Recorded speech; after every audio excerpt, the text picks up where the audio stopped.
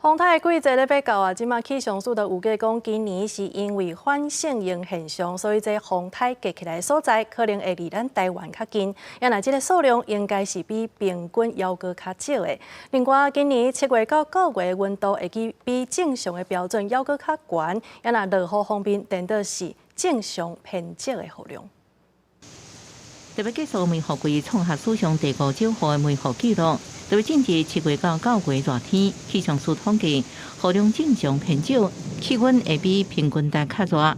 根据过去的统计资料，西北太平洋6到12月差不多有11到15个风台形成，外台湾风台个数平均是3到5个。气象署预测今年下半年风台形成总数甲外台湾数，拢会是正常到偏少。最新的预测是2到4个的台风。是几率比较高，太平洋高压比较显著的时候，它常常就是往西直行；另外一种就是会往北偏转。那这2种台风的路径，只要它稍微够靠近台湾，其实都有可能会对台湾造成影响。另外，为提供更加完整的风台资讯，气象署会伫预报图组增加风台暴风到位时间预估，和风灾单位用伫风台来进前的3到5天，就知影暴风可能上早到位的时间点。另外，第2天气部分，气象署提醒，刷入去1礼拜拢是关分真热的天气形态。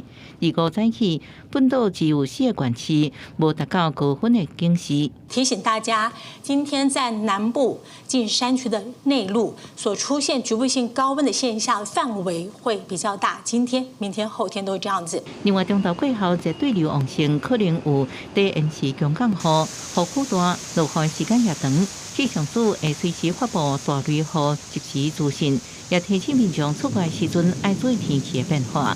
记者综合报道。